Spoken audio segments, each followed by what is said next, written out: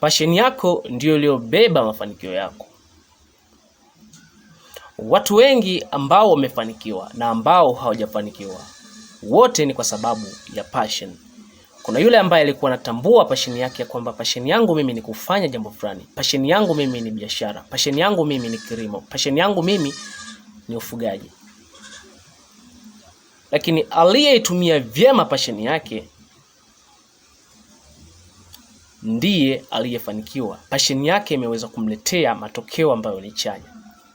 Yeye ambaye hajatumia vyema passion yake ndiye yule ambaye mpaka sasa au mpaka wakati huu bado anaganga njaa. Yani passion yake anayo na amebaki nayo, lakini haijamletea matokeo yoyote katika maisha yake. Changamoto kubwa ipo kwenye kutambua passion ya mtu. Unatambuaje passion yako? Unatambuaje kwamba mimi passion yangu ni kufanya jambo fulani? Jambo la kwanza unataka kufanya, angalia ni kitu gani unapendelea kukifanya zaidi. Kama ni kuchekesha, kuna watu wanachekesha na wanapata mafanikio. Ile ndiyo passion yao na imewaletea impact kubwa katika maisha yao. Sasa wewe unatambuaje passion yako? Tambua ya kwamba ni kitu gani unapendelea sana kukifanya. Inawezekana ikawa ni biashara, inawezekana ikawa ni kilimo, inawezekana ikawa ni ufugaji, inawezekana ikawa ni kitu cha namna yoyote ile ambacho unaamini kwamba siku moja mimi kupitia hiki naweza kufikia mahali fulani. Basi ile ndiyo passion yako.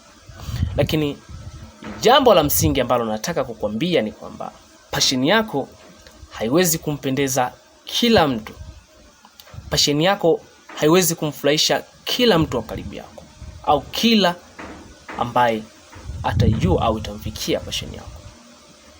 Lakini ile ndiyo njia yako wewe ya mafanikio, na ile ndiyo sehemu iliyobeba mafanikio yako. Wengi walioshindwa kufikia malengo yao, wengi ambao hawajafanikiwa, unakuta chanzo ni kwa sababu ya watu wa karibu yao ambao wamewazuia kuto kufanya jambo fulani kwa sababu wao hawaliwapendezi. Lakini kwa mlengwa au yule ambaye hajafanikiwa, ile ilikuwa ni sehemu ya kufikia ndoto zake au kufikia malengo yake, na ile ndiyo passion yake. Sasa unatakiwa kufanya nini? Unakuta labda pengine unapendelea sana kuchekesha watu, una kipaji cha kuchekesha, lakini mwenza wako yeye kwake hapendi na hataki kabisa ufanye jambo hilo, hataki kabisa ukachekesha watu. Sasa unashindwa kwenda kufanya ile passion yako iende kakuletee matokeo ambayo ni chanya kwa sababu ya mtu wako wa karibu. Kwa lazima ufahamu kwamba passion yako haiwezi kumpendeza kila mtu. Na jambo la msingi nalotaka kushauri ni kwamba heshimu kwanza passion yako, kwa sababu pale ndipo mafanikio yako yalipo. Kwa sababu passion yako ndiyo imeshikilia mafanikio yako. Passion yako ndiyo nguzo ya mafanikio yako. Wengi waliofanikiwa ni kwa sababu ya passion. Walitambua passion zao na wakazitumia zikaleta matokeo chanya katika maisha yao, na ndio maana wamepiga hatua kubwa katika maisha yao na wamefanikiwa. Unataka kufikia malengo, angalia kwanza ni nini unapendelea sana kukifanya, lakini tambua ya kuwa kile unachopendelea kukifanya hakiwezi kumpendeza kila mtu. Kwa hiyo unatakiwa kusacrifice kwa ajili ya passion yako ili uweze kufikia ile ndoto ya mafanikio yako. Watu wengi tunashindwa kufikia malengo, tunashindwa kutimiza ndoto zetu kwa sababu ya watu walio karibu yetu. Sasa vitu gani unatakiwa kuvifanya?